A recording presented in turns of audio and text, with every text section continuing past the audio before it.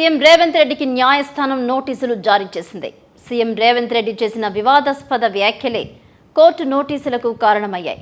అయితే high court ఎంట్రీతోనే CM Revanth రెడ్డికి Nampally special judicial first class magistrate court నోటీసులు జారీ చేసింది. ఈ నోటీసులను వచ్చే నెల 25వ తేదీలోపు అందజేయాలని అధికారులను ధర్మాసనం ఆదేశించింది. బీజేపీ రాష్ట్ర ప్రధాన కార్యదర్శి కాసం వెంకటేశ్వర్లు వేసిన పరువు నష్టం దావా విచారణలో భాగంగా ఈ ఉత్తర్వులను న్యాయస్థానం జారీ చేసింది. పార్లమెంట్ ఎన్నికల ప్రచారంలో భాగంగా కొత్తగూడెంలో నిర్వహించిన బహిరంగ సభలో రేవంత్ తప్పుడు ప్రచారం చేశారని కాసం వెంకటేశ్వర్లు నాంపల్లి కోర్టును ఆశ్రయించారు.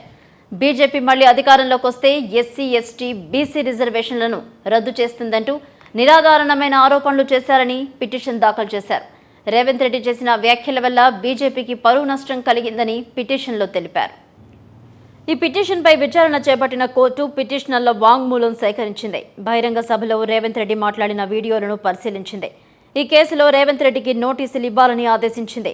ఈ క్రమంలోనే ఏ క్షణమైన నోటీసులతో కోర్టు కానిస్టేబుల్ను రేవంత్ రెడ్డి ఇంటికి వెళ్లనున్నట్లు తెలుస్తోంది. బీజేపీ అధికారంలోకి వస్తే రిజర్వేషన్లు తొలగించే కుట్ర చేస్తుందంటూ రేవంత్ రెడ్డి చేసిన వ్యాఖ్యలపై అభ్యంతరం వ్యక్తం చేస్తూ కొత్తగూడెం పోలీస్ స్టేషన్లో కూడా కేసు నమోదైంది.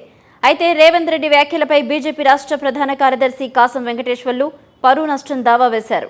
అయితే కింది కోర్టు పలుమార్లు కేసును వాయిదా వేయడంతో వెంకటేశ్వర్లు నేరుగా హైకోర్టును ఆశ్రయించారు.